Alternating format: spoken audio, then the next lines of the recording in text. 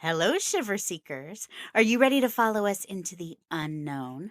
I'm Cynthia, And I'm Stephanie. You have found the Dark Oak. and today we discuss the very mysterious death of teenager Olivia Jane Ward, who died at a teenage party at a cabin in the woods. Ooh, a cabin in the woods. Cabin in the woods sounds like a scary movie, huh? Mysterious. Very.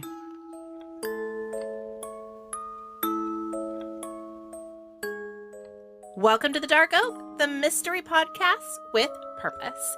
Each month through our charity called the Branch of Hope Foundation, we give a portion of earnings from our Patreon and sponsors to a nonprofit organization related to the first episode of the month. To find out how you can be part of the movement, head over to thedarkoak.com, or you can stay with us to the end of this episode, which I know you will, and we will give you all the details. Well, thank you, Stephanie. Now, I want to A cabin in the woods. Oh, you know, when I hear cabin in the woods, I'm like, I'm covering that case. I just love your flair for the theatrics. And I don't know this case. Okay. This is one I heard a while ago, and it really stuck with me just because it is a little bizarre. You'll see as we go along. But before I get into the details, I do want to mention that in preparation for this episode, I listened to season 2 of the podcast called Hell and Gone. Have you ever heard of that podcast? No. Okay. Well, season 2 covers this case. And as we've discussed before, we normally don't use other podcasts as sources because, we've learned that's not always the best way to get factual information. It's good for a broad stroke, but then there's always the fact checking that goes on behind the scenes. Yeah. Correct. The place that I tend to make a little exception to that, rule is some of these deep dive multi-part podcasts, because these journalists, she spent months and sometimes they spend years investigating the cases and interviewing the witnesses, going to the locations where the events actually happened. So, in some of those cases, I feel like it can be a really good source. Sure, especially if it's hard to find a lot of corroborating information. A lot of times these deep dive podcasts go into them because there isn't a lot of information. So they're having to pull things that no one's ever heard before. Absolutely. So I wanted to give a shout out to Catherine Townsend. She's a former dating columnist, and she's now the host of Hell and Gone. And listen to this. Her first season of Hell and Gone, she covered at the time what was a 14-year-old cold case. It was the murder of Rebecca Gold. And her podcast garnered so much attention that people started sending in tips to the podcast, not to the police. They sent in tips to the podcast. Oh boy, okay. Right? And it ultimately led to the arrest of her murderer, who was not someone the police were looking at. It was someone the podcast kind of hinted around. And this guy has since confessed and been convicted. That's incredible. Is that not amazing? Way to go. I know. So Hell and Gone. I'm going to check them out. Hell and Gone. I think there's like 5 seasons now. Okay. So yeah, a really, really good source. So I just definitely wanted to give Catherine Townsend and her show Hell and Gone, specifically season 2, a shout out because, it's an 8-part series on this case I'm going to bring to you today. And it is where I got a lot of my information from. And this is still an unsolved case. It is still an unsolved case. Okay, so we're teaming up with Catherine. That's right. Together, we can solve this mystery. Yeah. And I did want to bring it because I know not everyone has the time or ability to listen to an 8-hour podcast on any particular case. It's hard for me to do it. Or attention span. Exactly. But I thought this case was worth talking about. So I just wanted to hit the high points for the next hour or so. Olivia Jane Ward, who went by the name Janie, so that's what we're going to call her for the rest of this episode, was born on June 28th, 1973, to parents Ron and Mona Ward. Now, sadly, Janie was only 16 years old when she died, so we don't know how she may have impacted the world had she lived a longer life, but I can tell you, just by looking at her photos, she had one of the prettiest smiles I've ever seen. It was so beautiful. Now, if you look her up, you can see a lot of images where she has a more serious face, but the ones where she's smiling, her whole face just lights up, and I just think, oh, she was fun. I would have been her friend. That's such a fun age, 16. I think it is. It's a tough age, but it's an age where you just, like, the world is your oyster. Looking back, when I think of 16-year-old Cynthia and those hopes and those dreams and what I thought was possible, Yeah, it is. I sometimes miss that innocence, I guess you sure. might call it. Sure. So at 16 years old, one of the things that makes it so fun is hanging out with your friends, right? There is no other life outside of hanging out with your friends. Exactly. So it was not unusual for Janie to spend the majority of her weekends with her friends. And she would often just ride home from school on the bus on Fridays, gather up some stuff, and then one of her friends would come pick her up and they would just spend the rest of the weekend hanging out together. Yes.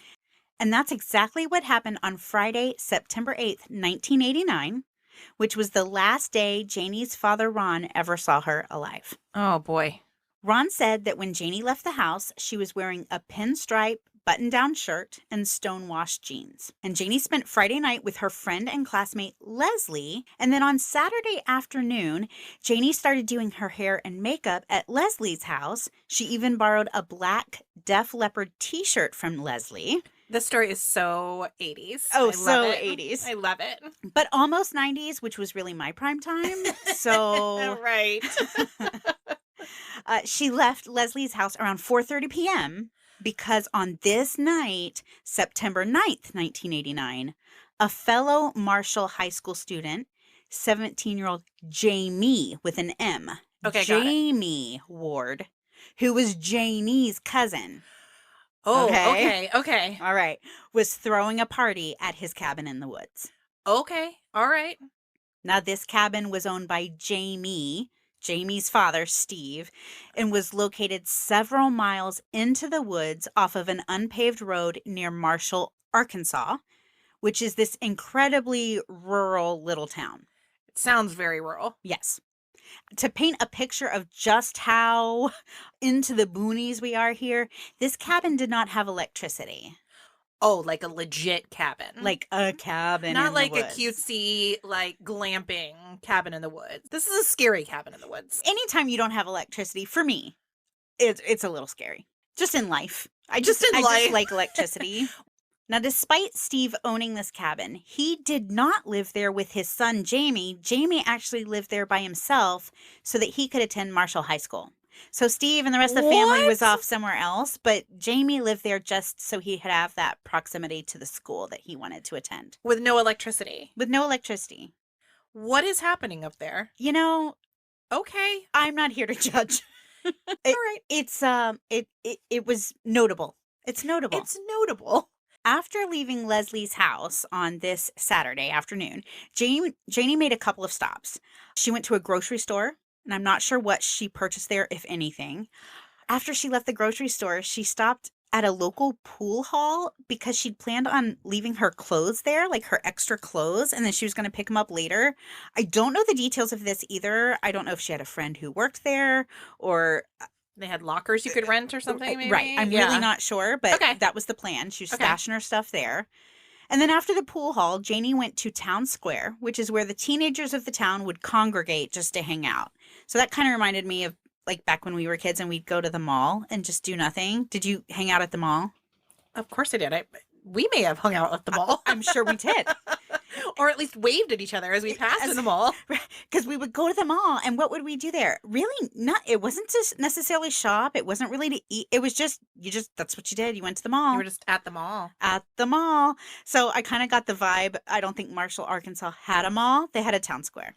They had a town square. Yeah. While she was at the town square, Janie ran into her friends, Ron and Kim, who were also headed to this party. And so Janie asked if she could, get a ride from them. Okay.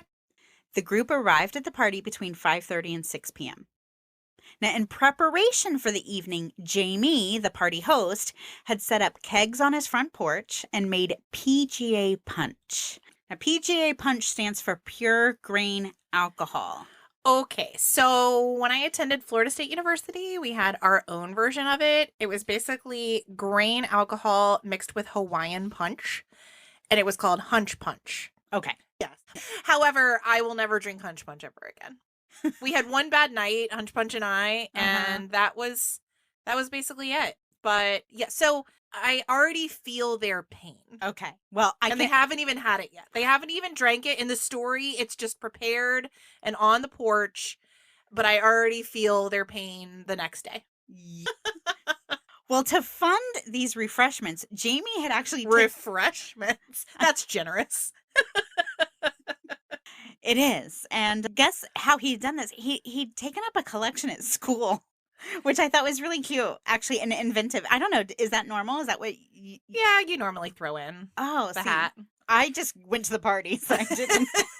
Well, Jamie had raised $150 to get this alcohol. And maybe that's not a lot of money. I don't know. But I was like, in 1989, that's a lot of alcohol. But I don't know how many people are attending the party. Right. So depending on how many people are there, that may not go very far. But it sounds definitely like a large amount of funds for refreshments, as you so generously referred to them. Well, and the thing is, they bought Everclear, which is like cheap. Yeah. Cheap. Yeah. So it probably buys you a lot of Everclear. Again, I'm already feeling their pain. Right. Now, because he was only 17, Jamie wasn't able to purchase the alcohol himself. Right. So he enlisted the help of 22-year-old Gary Don.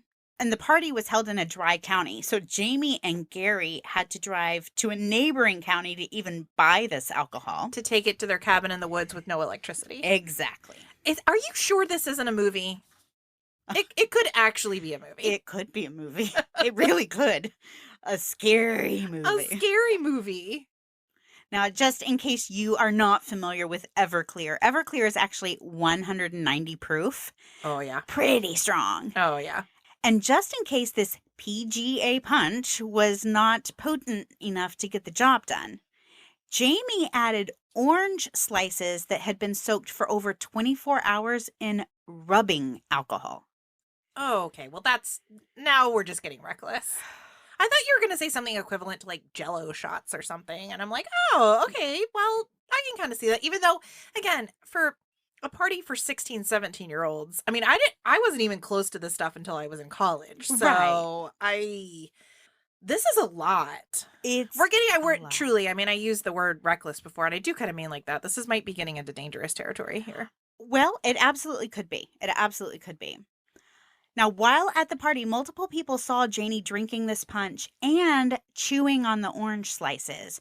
And one witness later said that he even saw Janie chewing on a cup of this alcohol-soaked fruit. Ooh, Yeah. Okay.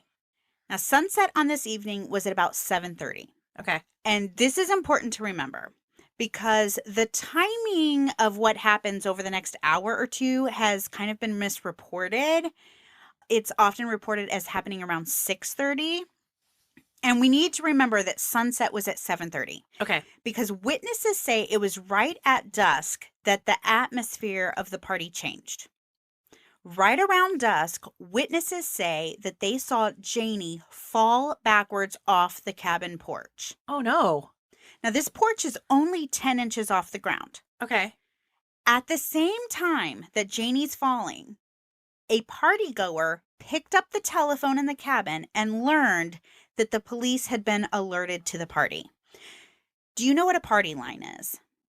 Isn't that like a phone line where everybody has to kind of share the phone line? Yes. Okay. So my mom, when she was a kid, had a party line. So Right. it's instead of every home or residents having their own individual line, it's one phone line that all the surrounding neighbors share. And you have to kind of like take your turn. Right. So you can pick up the phone and listen in on somebody else's conversation. Right.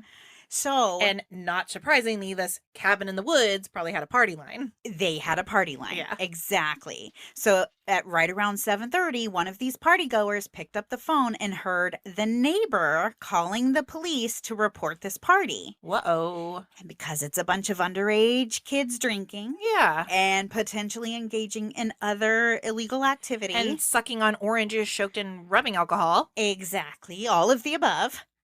Someone screamed that the police were coming.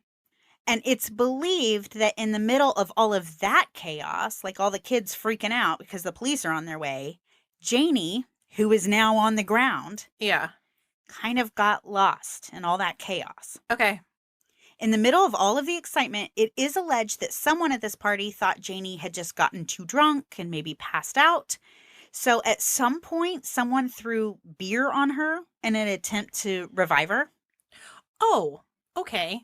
Probably wouldn't have been what I would have chosen, but okay. We're talking about a bunch of drunk teenagers. Yeah. Now, out of all of the people at this party, only 3 people admitted to actually seeing Janie fall. It was Gary, the 22-year-old who bought the liquor, Okay. a cheerleader named Sarah, and then Billy, the school star quarterback. Okay. Sarah said that she was on the porch and Janie appeared to be intoxicated, and then all of a sudden, Janie twisted sideways and then fell backwards. Gary said he didn't see what prompted the fall, but instead he looked up right as Janie was in the middle of falling. And Gary said that he tried seeing if Janie was okay, and in doing so, he turned her head to see if he could see any injuries, but he couldn't really see anything. It was, pretty dark. So he said that someone helped him lift her up so they could try to see her a little better in the porch light. Yeah. And he confirmed that during this time, they were still surrounded by the chaos of all the people trying to clean up or maybe even leave the party before the police came. Right. But Gary's statement insinuated that he was at her side giving aid pretty quickly after Janie fell. Okay. However, Billy, that third person who saw her fall, he said it was closer to 15 or 20 minutes before anyone attempted to move or help Janie. He believed that most of the people thought she just drank too much and passed out. Yeah. But then at one point, someone looked down and saw that she'd had a bowel movement. Oh. And was appearing to be having a hard time breathing. And that's when they decided to put her in the bed of Ron's truck and take her to go get help. Oh, this is scary. This is really scary. Right.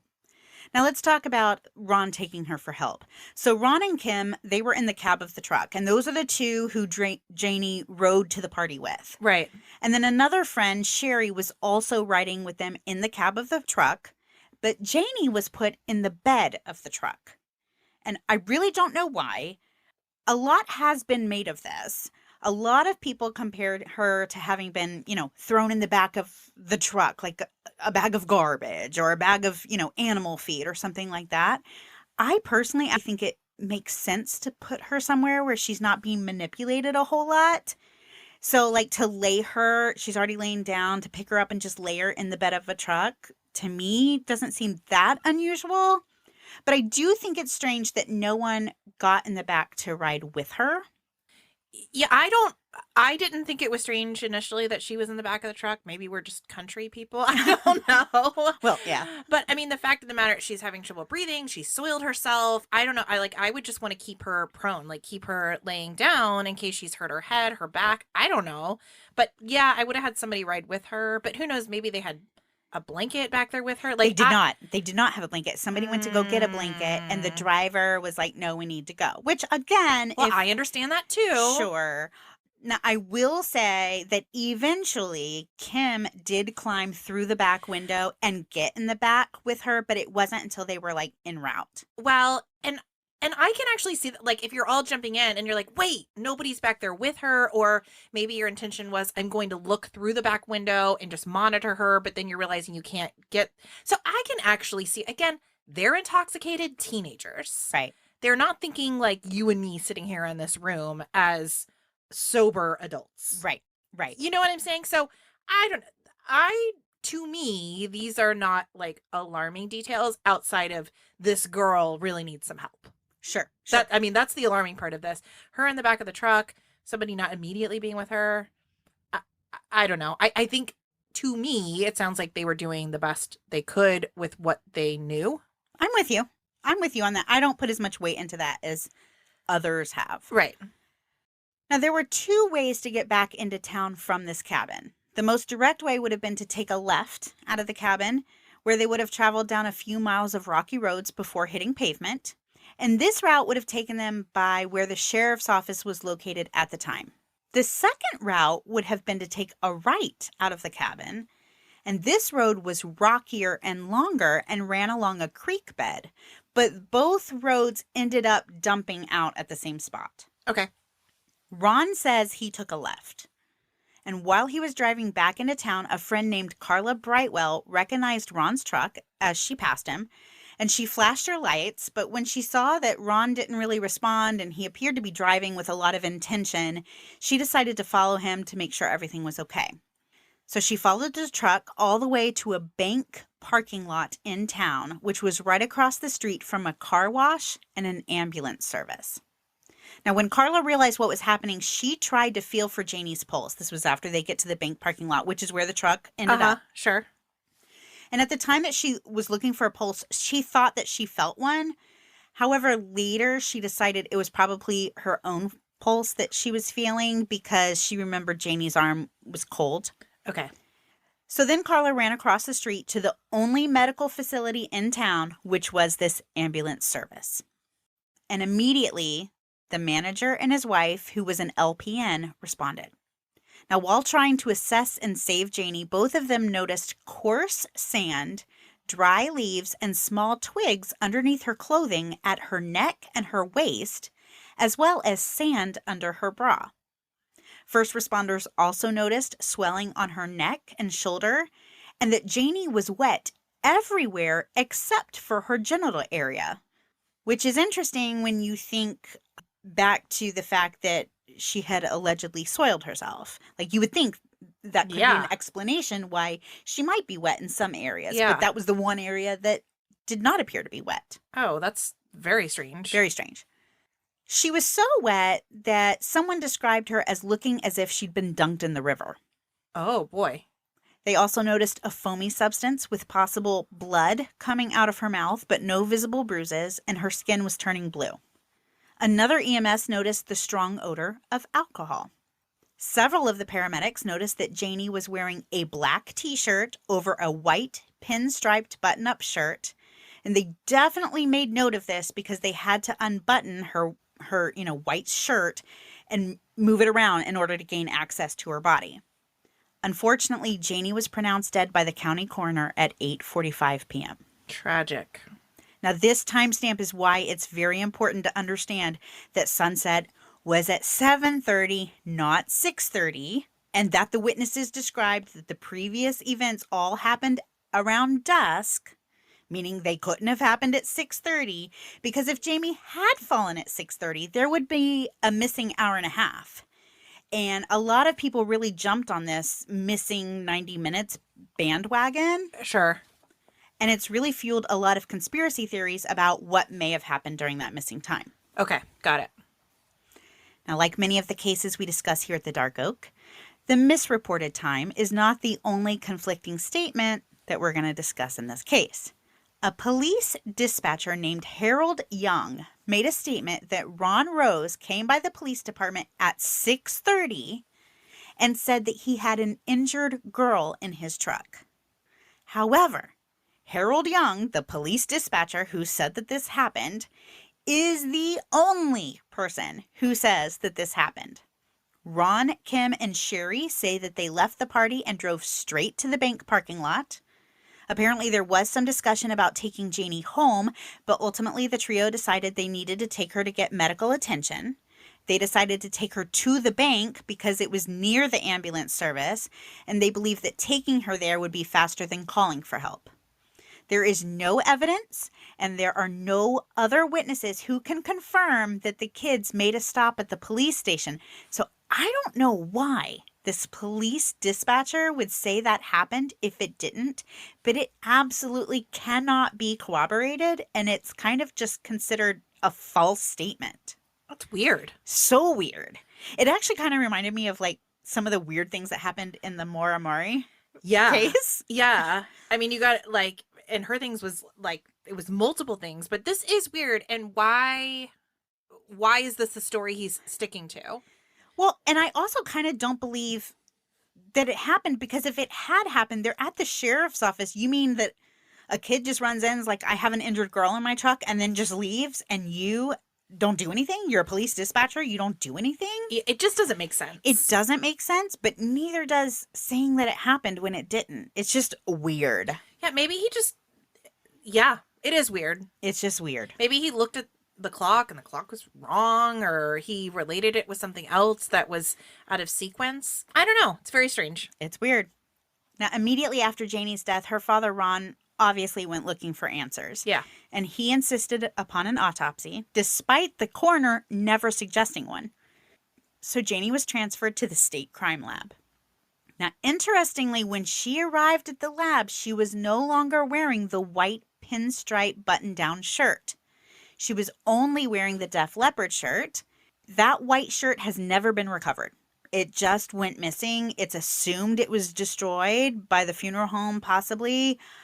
But these missing clothes have really helped to fuel more conspiracy theories. Yeah, it's like, well, we just talked about in the Kendrick Johnson case. Same thing. Where are those clothes? And Right. it was probably just a simple accident, but it certainly raises suspicions. It does. And when you have a weird, suspicious death and a lot of questions, anything like this that could potentially bring up more questions, I mean, it just doesn't help. It just doesn't help get to the truth. It's suspicious. Yep. 2 days after her death, Arkansas Chief Medical Examiner Dr. Fahmy Malik performed Janie's autopsy. And his findings were that Janie died of an upper spinal cord or neck injury caused by hyperextension. Now, hyperextension is the abnormal or excessive extension of a joint beyond its normal range of motion. So, like, think if you, like, bent your arm or your leg, like, the wrong way. Well, yeah. I know, right? Well, Hurts to think about. So, in this scenario, Dr. Malik appeared to be saying that Janie's head was snapped back and then forward. But that doesn't really make sense with a fall backwards off a porch. Yeah, unless it was rocky terrain or something that she fell into, or the steps or something. But yeah, it does seem strange. It's strange, right? Because of this, it was actually later decided that hyperextension was the incorrect term. And what Dr. Malik really meant was hyperflexion. But the error was not caught early on. And so, as one might imagine, it caused, again, a lot of confusion, a lot of questions. So what is hyperflexion then? Like, it's like hyperextension, it would have been the snapback, pretty much meaning like it was still an injury, but it wasn't like a snapback.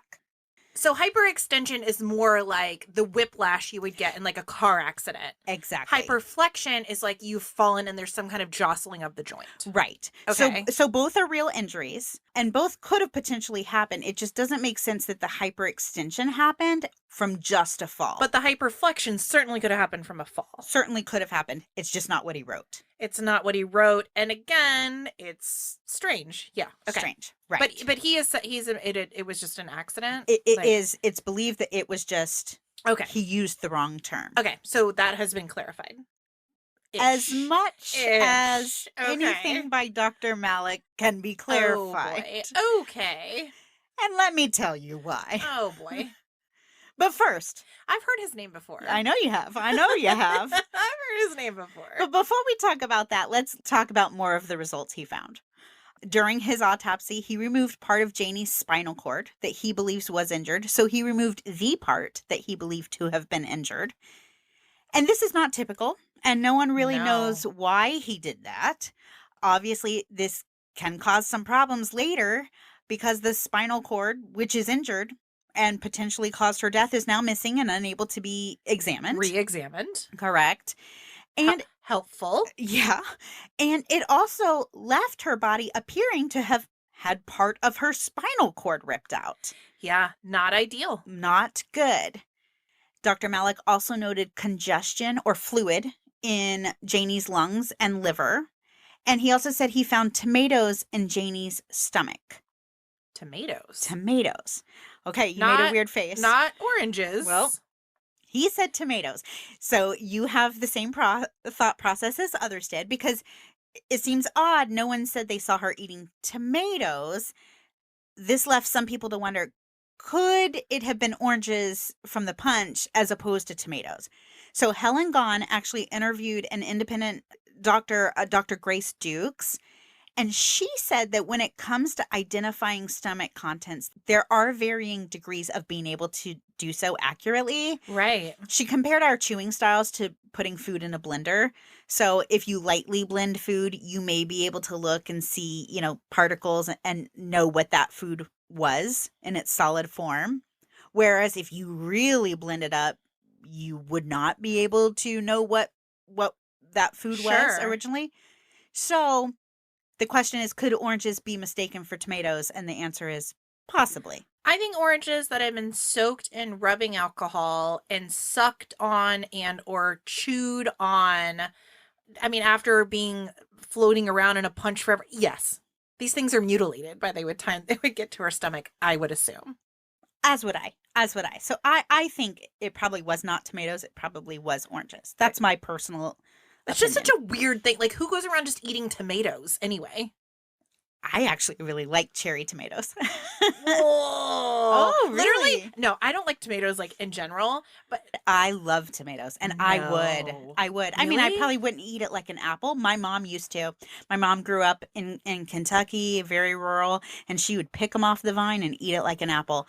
I will at least slice and salt mine, but yeah, I can eat a whole tomato. It's the texture thing. They're just too gooey. It's just like a big slimy mess. Okay, I can see it.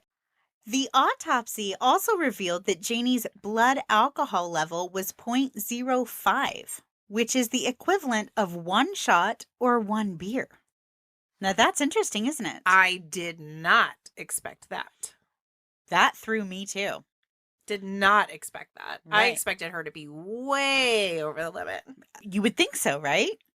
Well, immediately Janie's family disagreed with Dr. Malik's findings because when they looked at Janie, they saw discoloring and scratch marks on her face, or what they believed to have been like bruises and Okay. scratch marks. There was a long splinter under her thumbnail, and none of these injuries were mentioned in the autopsy report. Dr. Malik did show the Ward family the x-ray showing what he determined to be Janie's cervical injury, so that fracture in her neck. Right? And then he allowed Ron Ward to keep some of the autopsy photographs. Now, you said you knew that name, Dr. Malik. Do you know why it sounds familiar to you? I know that he has been the subject of a good amount of scrutiny because he's thrown up some very strange autopsy findings and some other pretty provocative cases. Absolutely. Okay, so you're right there. He's actually been a very, very controversial medical examiner. He is the doctor who did the autopsy for the Boys on the Track case, Yes. where he ruled that two healthy teen boys just smoked an obscene amount of pot and laid down on train tracks, fell asleep, and then were hit by a train. Makes no sense. Especially when a second autopsy revealed that one of the boys had been stabbed in the back and the other's skull was probably crushed prior to being run over. Yeah. Dr. Malik also had several other cases where the findings were a mess. And one, he ruled someone had died by suicide despite them having been shot in the chest 5 times. I mean, I'm laughing, but it's not funny. No. He was a friend of a politician too, A right? very famous politician. Yes. Okay, so I'm not totally out to lunch there. I did not even have that in my notes. But for those of you who are wondering, he Yeah. was close buds at the time with Governor Bill Clinton Yeah. of Arkansas at the time. Yeah. Yes. In fact, the word on the street was that Dr. Malik had a lot of friends in political places. And if a politician needed someone to have died in a particular way, Dr. Malik would make sure that it appeared that they did. And his rulings also often affected insurance payouts. Yeah. He was so questionable that an organization formed called Victims of Malik's Incredible Testimony. The acronym of which is VOMIT. Yeah. Yeah. He's a winner. He's something. He's something. So there was so much controversy surrounding Dr. Malik that 2 years after Janie's death, he quote unquote quit. I mean, I think there was a lot of pressure for him to do so. Yeah. And independent pathologists were brought in to review some of his more debatable findings. And that included the case of Janie Ward. Sure. Now, this is really interesting. The only one of Dr. Malik's findings that these pathologists reviewed and disagreed with was Janie's case. Really? Yeah. Now, I don't know how many cases they actually reviewed, but out of the ones they reviewed, Janie's was the only one they disagreed with. Okay, I want to hear what they found. Okay. They said that there was no way that she had died from a neck injury. But instead, they thought perhaps she'd gone into cardiac arrest or drowned. And then when they reviewed the x-rays attached to her autopsy report, the area that Ron had previously been shown by Dr. Malik, where there appeared to be a very clear neck fracture, was now obscured by a white haze. And the pathologist believed that this was actually the individual's shoulder. So instead of believing that the original x-ray had been tampered with or maybe like whited out or something like that, they believed the x-rays to not have been Janie's at all. Instead, they thought these x-rays were those of a male. Oh. But again, this was not the x-rays that Ron said he saw right after his daughter died. Because he said, I saw the injury on the x-ray. And here in this new set, it was obscured by this like white haze. Weird. So, what really happened at the party that night? Well, I was going to say, and her being wet, has there ever been any explanation for that? There are some theories that I'm going to go over at the end, and some of which might offer an explanation for her body being wet. Now, Ron said that Janie had mentioned previously that she was having some problems with a couple of girls from school. Okay. In particular, a cheerleader named Sarah. Whoa. Oh, so you remember Sarah. I do. Sarah had a bit of a troubled past. She was known to have a temper, and she had a history of getting violent when she didn't get what she wanted. She had been in at least a couple of physical fights with other girls, and one of them ended with another girl having a broken nose. Oh, boy. So this is like beyond just like Mean Girls. This isn't Mean Girls. Like, you know, every school has Mean Girls. This was like a mean girl. Yeah, okay. Like real, like anger issues. Right, like physical violence. Yeah. Now, according to Sarah's interview with police, when she got to the party, Janie jokingly called her a snob. So it sounded to me, because they did on Helen Gone, they did play like a snippet of this interview. So it sounded to me that Sarah got there and maybe didn't acknowledge Janie. Like, and so Janie was like, oh, hi, snob. And then Sarah was like, oh, I'm so sorry I didn't see you, kind of thing. So I don't know what that was about. You know, maybe it was just fun. Maybe it was a little biting. I really don't know. Maybe it's teenage girls doing teenage girl things. And maybe it's a little bit of both, because that's a teenage girl. Yeah. But, you know, worth mentioning that apparently, according to Sarah, Janie called her a snob that night. Now, when Sarah was first interviewed by the police, she said that she'd come to the party with a couple of girlfriends. But during later interviews, she revealed that she had actually arrived with one other girl and a couple of guys. So it was like a double date kind of thing. Okay. Now, she told the police that she'd lied originally because she was not supposed to be hanging out with these guys. And lying to the police never looks good, right? Right. But authorities did not appear to be too bothered by Sarah's changing story, even saying in a recorded interview something along the lines of, well, you cleared it up, we can move on now, kind of thing. So it seemed a little lenient until you learn that sitting right next to Sarah during this interview was her father, a very prominent judge. All right.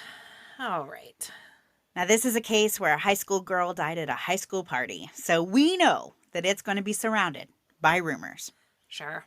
So rumor has it that in that bank parking lot right there on the night of the party, a girl was heard saying, quote, "My daddy can get me out of trouble," end quote. And then in the weeks after Janie's death, Sarah was rumored to be laughing and joking about Janie's death while at school. However, when investigators or reporters or anybody tried to get more information about who heard Sarah say this, no one could find a firsthand witness. It was always, my friend's cousin told me that Sarah was laughing, or, you know, something along those lines. So I mention this because it sounds really bad. But we always have to go with the facts and what we can prove and really not get swept up in the rumor of it all. In this case, it has a lot of that kind of rumor.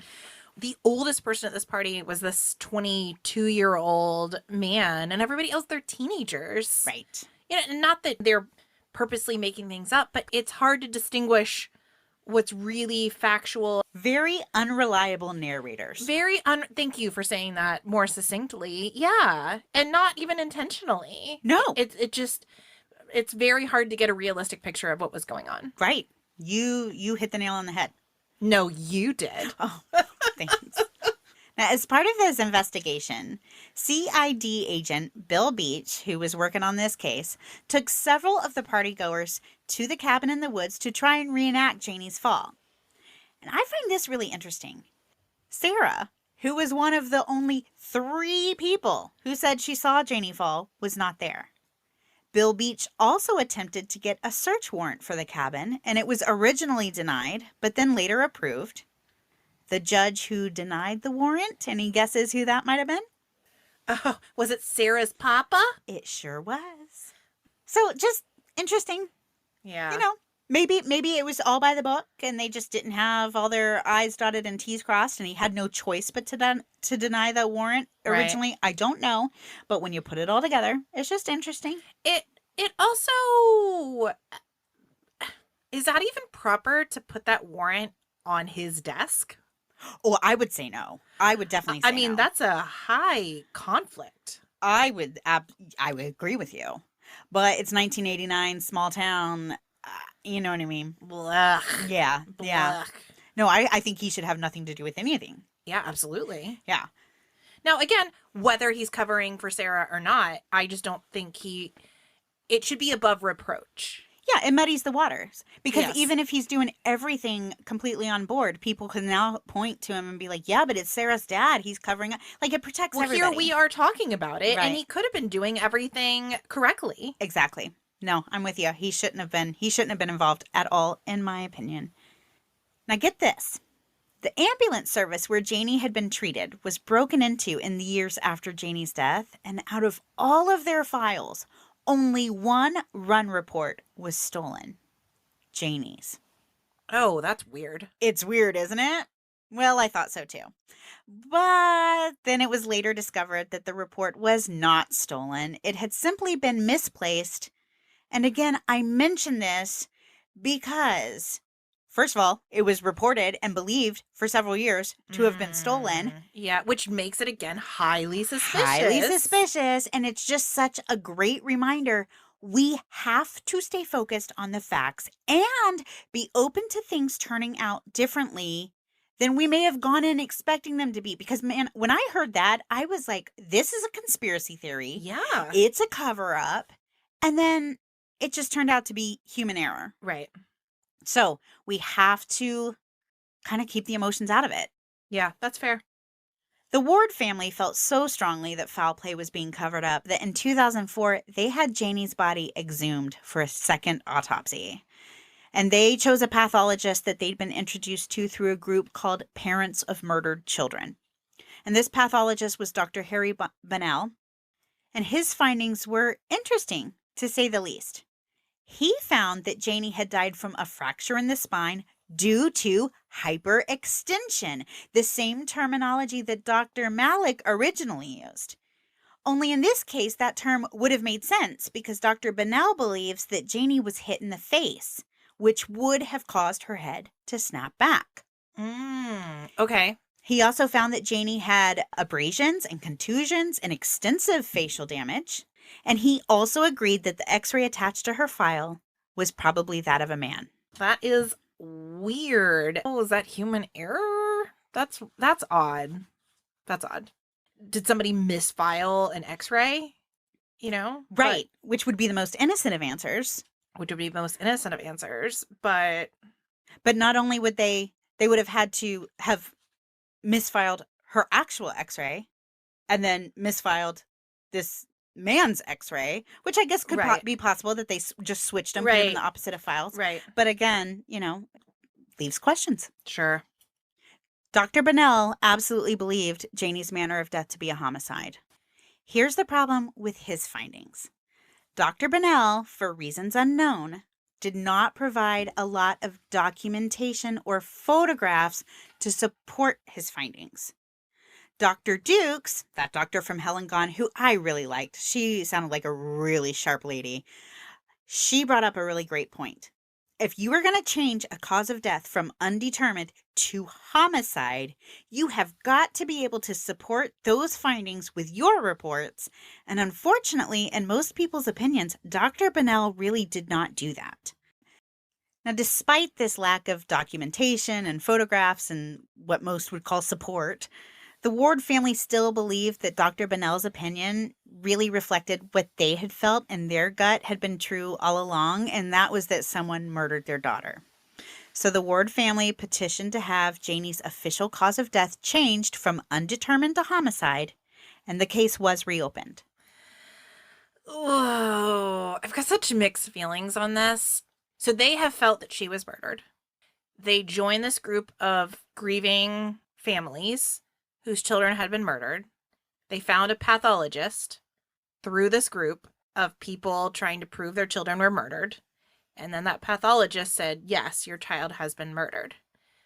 I feel like it's possible there's not a large amount of objectivity to this autopsy. And I could be completely wrong, but I do find sometimes these second opinions have an agenda. Well, and the fact that he couldn't or chose not to really support his findings with anything that anybody else could go look at and say, oh, yes, I see what you're saying. I mean, that's hard to wrap your head around. It really is incredible, and how incredibly unfortunate that Janie ultimately got 2 autopsies, neither of them which are beyond reproach. Neither of them with supporting data. Neither of them in a way that anyone believes. How is that possible? Well, if you have a hard time believing that, you might really be surprised to find out that 3 years later, in 2007, Janie's body was exhumed for a second time so that a third autopsy could be performed. No. Okay, lay it on me. Though the Ward family was happy to have the case reopened, they were not on board with yet another autopsy, which I totally get. We're going to exhume her a second time. And again, each autopsy damages the body a little bit more. Like, you're not looking at it like a fresh body. Like, what are you going to find? Well, the Ward family agreed with you, and they felt Dr. Bonnell's findings should have been sufficient. Despite their objections, another independent pathologist, but this time one from out of state, so I will give them that. Okay, I do like that. Yeah. Now who decided to have a third autopsy? When the case was reopened. Oh, I see. Mm-hmm. So a third autopsy was ordered by detectives, by investigators from an out of town. Okay, I might actually trust this pathologist. Let's see what they say. Okay, so because they wanted to avoid any whisperings of conflict, which, hey, makes totally sense. Fair.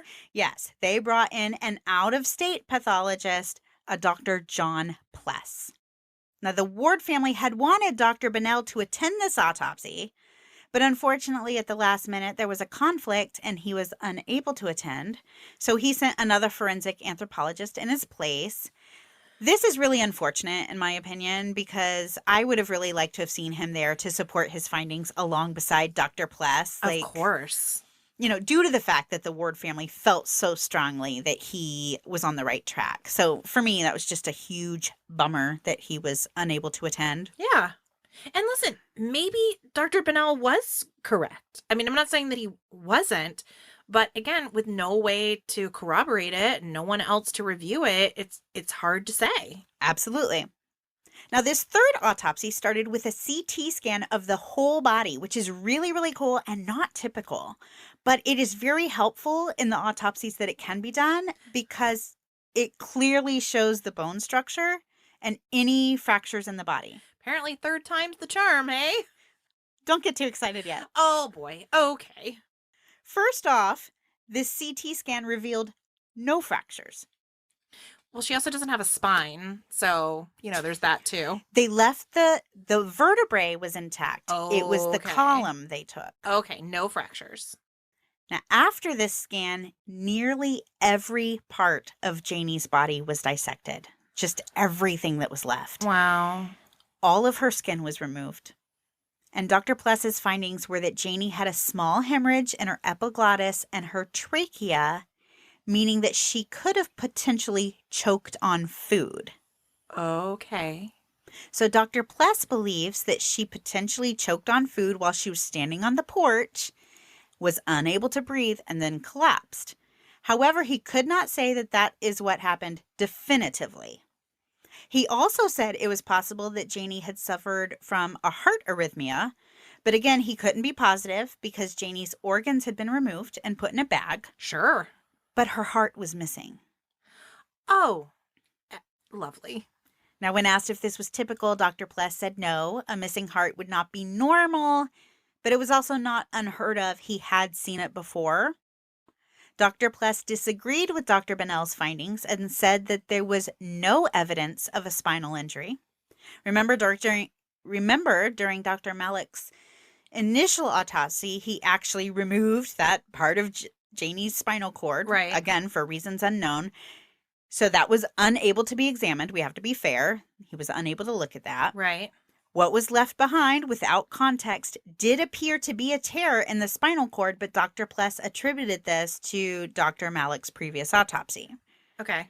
When discussing these findings with Dr. Pless, Ron Ward showed the doctor the photographs from Dr. Malik's examination, and Dr. Pless disagreed with what Ron thought was bruising and discoloration, and he said anything that looked to be bruising or, discoloration on the photographs was either due to the natural deterioration process or previous autopsy artifact. Okay.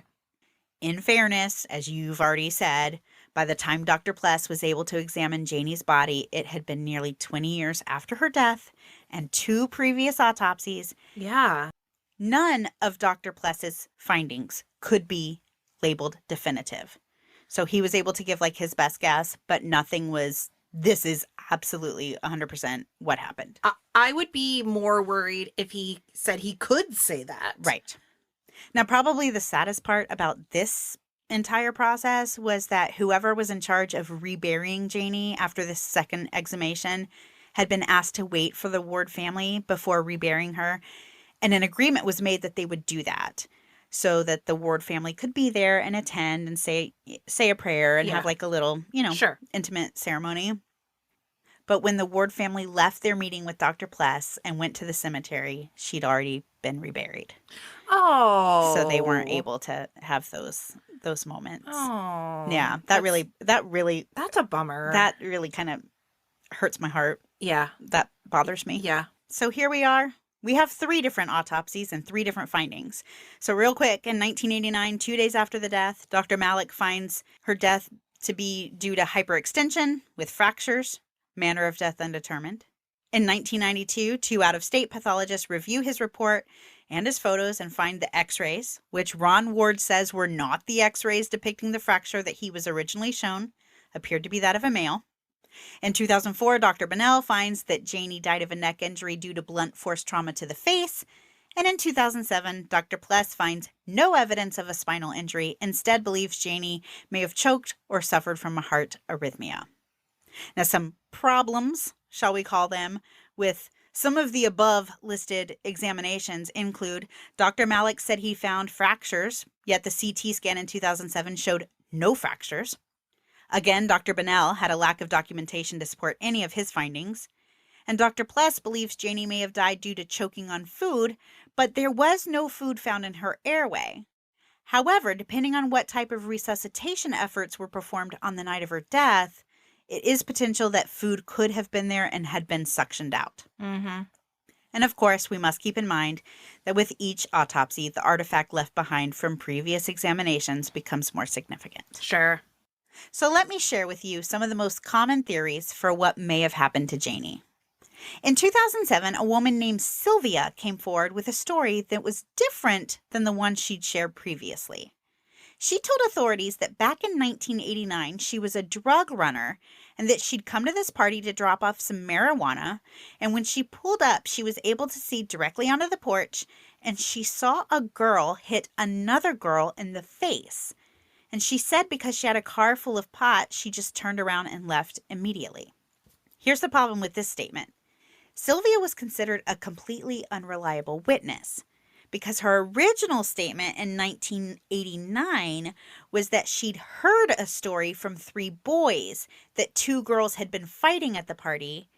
So for her to come forward so many years later with a different story that no one else was able to corroborate just couldn't be taken seriously. Maybe Sarah did her wrong and she was out to get her. Could be. Now, I will say Sylvia denied that she ever told police that someone had told her about a fight. Like, to this day, or at least in recent years, her story has been that she saw this fight. But according to the reports, in 1989, somebody told her about it. Huh. Interesting. Now, remember how Janie was wet and covered in debris? I know you do, because you've been thinking about it. Yeah, the whole time I'm like, okay, none of these things explain why she would be wet.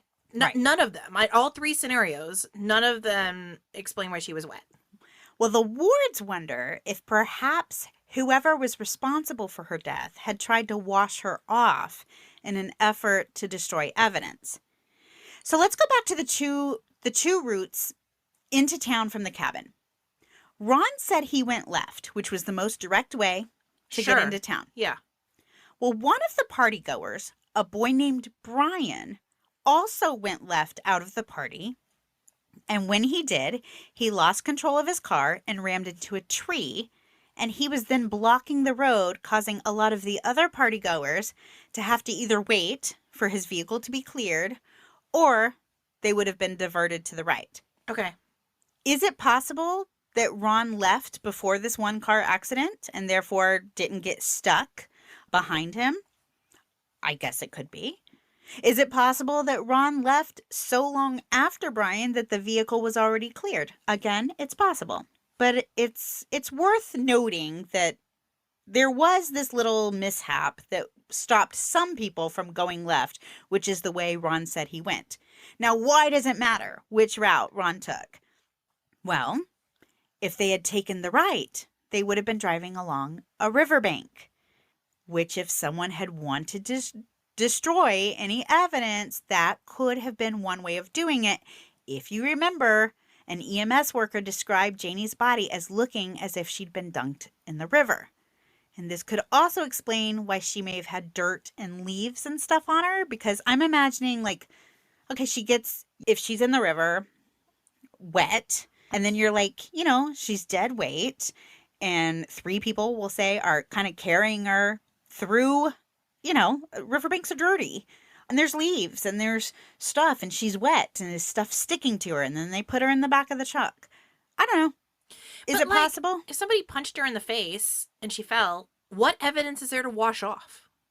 Well, that I don't know. You know what I'm saying? It's like, well, I mean, I guess I can see that if there was some evidence to remove, but, the most nefarious case, like the worst case scenario is that somebody punched her in the face and she fell, right? So I'm just not, would that answer why she's wet? Yes, but to me, I don't know why they would have needed to do that. Okay. I guess. Well, I will tell you, a lot of people believe that she was washed off. But for what purpose, though? To remove evidence. And I understand what you're saying. Like, well, what evidence would there be? I don't know. But a lot of people believe she was washed off in some way or another. Because if you don't believe the river rumor, there was also rumor that she'd been hosed down at that car wash. And then that the truck had been, hosed out. Okay. Because remember, there was a car wash right there across from the bank parking lot.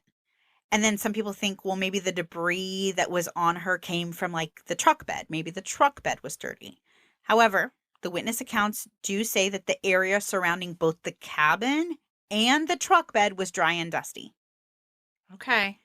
I'm with you. I don't know, what would they be trying to wash away? I don't know. I mean, if there was no, sexual assault, which I've heard nothing about, or anything like that, what would they be trying to wash away? I get it. But the theory that she was washed off is a big theory.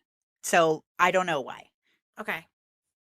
There was a rumor floating around that Janie had actually been at the cabin earlier in the day, and that she and other kids had been down by the river swimming. And kids being kids, someone was driving their truck and donuts, and Janie was thrown out of the back of the truck. And this theory goes that maybe she felt fine after this accident, but she was actually really injured and it just caught up with her later in the evening.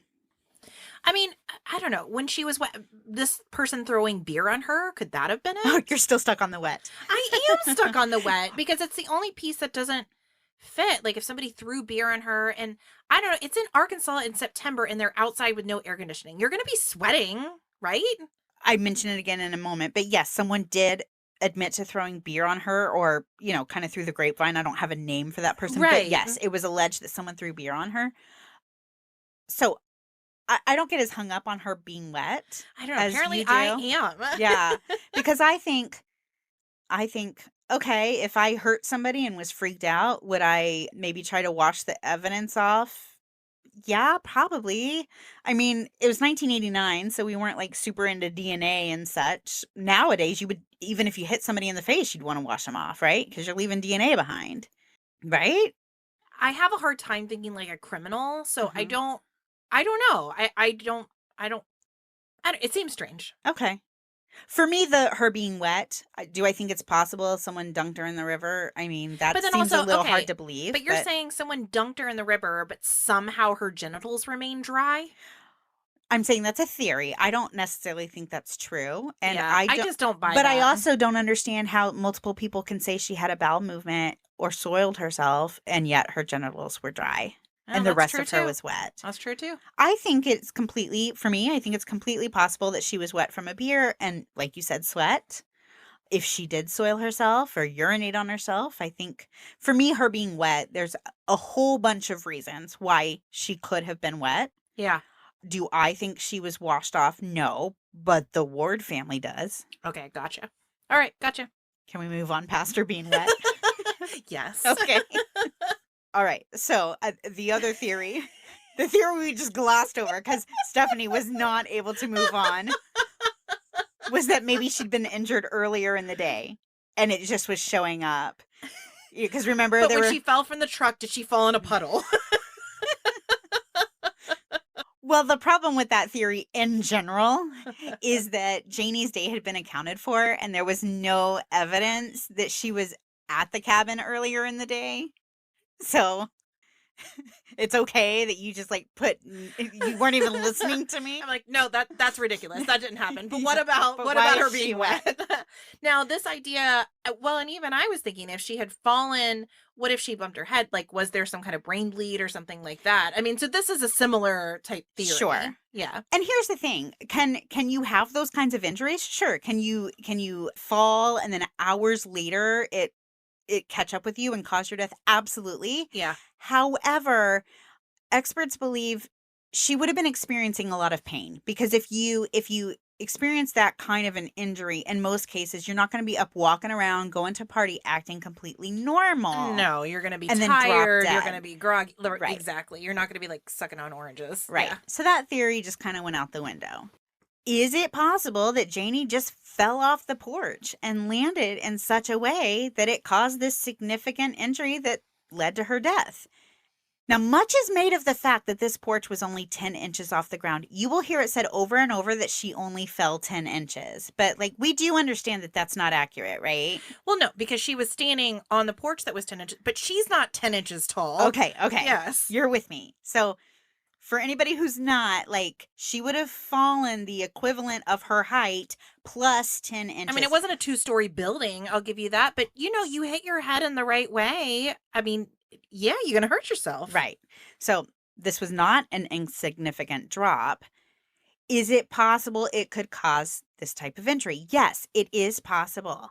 However, doctors believe it would have been unlikely that that's what happened in this case because of the lack of bone damage. Generally, if you're going to have some kind of injury that's going to lead to your death in this way, there would be a fracture of some sort, which according to the CT scan, there were none. What about her being hit in the face, causing this hyperflexion type injury? Again, absolutely could cause a person's death. But again, in this case, we should have seen some type of bone injuries as well as significant facial injuries, which may or may not have been there depending on who you ask. And can hyperflexion on its own cause death? I think I mean, I guess if it was your neck and it was, like, Enough severe swelling? enough, I mean, Swelling? I severe mean, enough, yeah. it would break your neck, I guess, is what it would do. Right, but then that would be a fracture, and there Right, wasn't one. right. So if she probably did not die from the fall alone, and she probably didn't die from some type of violence, it makes the theory that perhaps she choked on food or died from some other type of disease process a little more believable, right? I mean, that's the way I'm leaning. It was the sweating disease. It's all going to come down to that for It was Stephanie. the look like you got dunked in a river disease. Well, I'm not making light of it, but truly, yes. I mean, it sounds like it was something internal, some kind of soft tissue injury, something happening. Yeah. I have one more possible theory. Okay. What if she died from alcohol poisoning? Well, I was going with that originally, but then we have Dr. Malik's account of her only drinking, one drink. It is true. Her blood alcohol level was 0.05. But let's go back to that PGA punch. Okay. Jamie admitted he had soaked orange slices in rubbing alcohol for more than 24 hours. Ooh.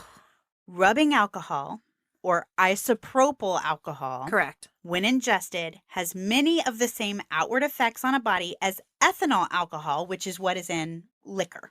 Right. However, it does not show up in a blood test unless specifically tested for it, which in this case, it was not. So the fact that she had such a low blood alcohol level does not necessarily mean that she could not have died from alcohol-related poisoning, especially since witnesses saw her eating a cup of the alcohol-soaked fruit. Oh, man. Now, as adults, we know that rubbing alcohol, again, isopropyl alcohol, is not meant to be ingested. No. Did you know it only takes 8 ounces to be fatal? I did not remember the 8 ounces, but I did know it's not something that you want to mess with. No, it's not at all safe. It's not meant for drinking. There were orange peels on the ground where Janie had been standing on the porch, and there was about 10 ounces of food matter in her stomach. So it is possible that she could have potentially ingested enough to be fatal. How very sad if that's the case. I mean, it's sad no matter what's the case, but babies. I know. Babies. The symptoms of isopropyl alcohol poisoning are drowsiness, slurred speech, headache, and appearing intoxicated. And remember, Sarah and some of the other witnesses said Janie appeared to be visibly intoxicated, Right. which would not have made sense given her blood alcohol level. Right. Well, not from the green alcohol. Right. Yeah. Other symptoms include turning blue, which ambulance attendant, they noted, a fruity smell and blood residue in the mouth due to the fact that the victim would be struggling to get oxygen, and Janie had all of these symptoms to varying degrees. That's right. Remember how there was some fluid in Janie's lungs? Yes. Perhaps that was because partygoers threw beer or some other type of liquid on her as she lay on the ground struggling to breathe. Right. And for Stephanie, perhaps that explains why she was wet. Inquiring minds want to know. On June 5th, 2009, a judge in the 3rd Division of Searcy County Court signed an order saying there would be no criminal charges in the death of Olivia Jane Ward, and that the prosecutor was relieved from further responsibility in her case. So to this day, we still really don't know what happened to Janie on that night. You and I have talked about it before. Sometimes parents and loved ones just need someone to blame. It can just be too hard to accept the fact that someone they love so much just lost their life in a tragic accident. And on Helen Gone, a spokesperson from Parents of Murdered Children confirmed that's something she sees quite often as families, have been affected by the loss of their child under suspicious circumstances. They just look for someone to blame. Yeah. Ron and Mona Ward were advocates for their daughter, and their resilience and strength is admirable. Now, sadly, Ron passed away in his sleep in 2018 without any concrete answers about what happened to his daughter. But I like to believe that they've since been reunited. No matter what happened to Janie on that fateful night, she was a bright light that went out too soon, and my thoughts and prayers are with all of those who love her. Yeah, I mean, it seems like the likely conclusion here is that it was a tragic accident of some sort. Either she accidentally fell, she choked, she, was the victim of rubbing alcohol, like whatever it was, seems like it was an accident, in my opinion. And how tragic. Just awful. And I'm with you. I think it was some kind of an accident. I do think. I just think the evidence isn't there to support that it was homicide. Now, if some of what we heard and is believed to have been rumor could have been corroborated, if we learned that some of these things were fact, then I'd probably change my opinion, because there's enough weirdness. There's that enough I'm like, weirdness, but not enough to make me think that they're not just erroneous facts. Right. So I'm with you. I think it was probably an accident, but so many questions. And so I can see how it would just be so hard for her parents to, find peace in this just bizarre case. Yeah, my heart really goes out to her family. This stinks. Yeah, it's rough. It really stinks. And again, 16 is such a tender age. And I think it is, you said the word innocent. And I think that's the idea is you don't know enough to be scared of these things that could happen to you. And I feel like this is an example of that. You don't think about, I could eat these oranges. And I'm sure her cousin, in preparing them, never thought that this could end someone's life, especially someone he cares about. You know what I mean?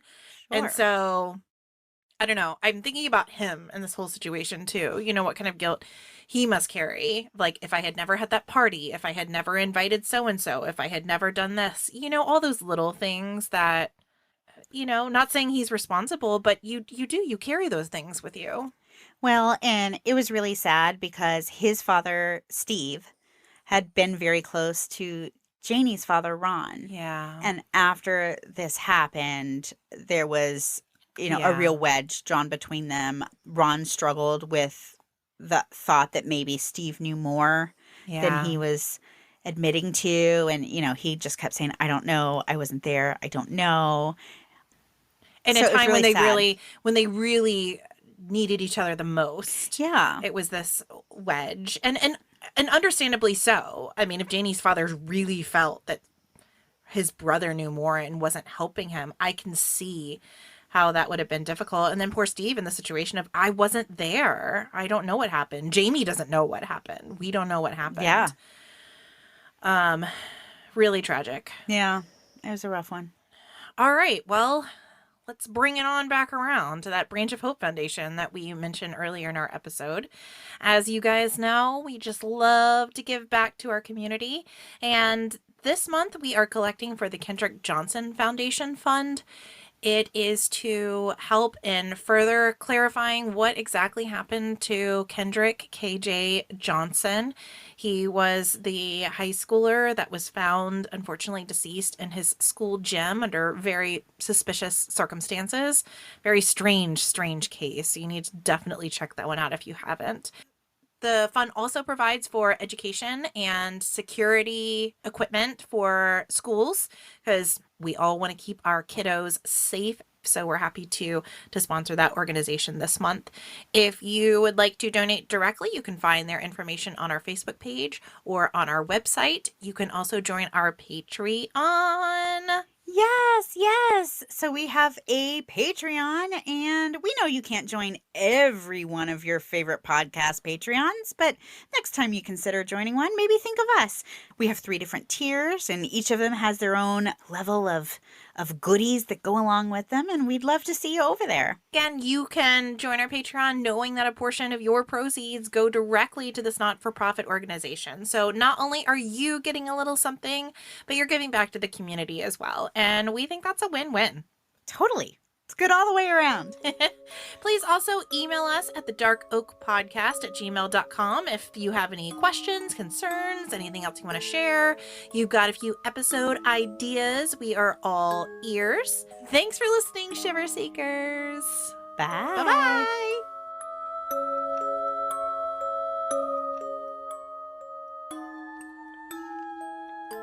This episode of The Dark Oak was created, researched, written, recorded, hosted, edited, published, and marketed by Cynthia and Stephanie of Just Us Gals Productions, and made possible by you, our shiver-seeking listener. Special thanks goes to Justice Himes for our incredible artwork and Ryan Crete for our amazing music.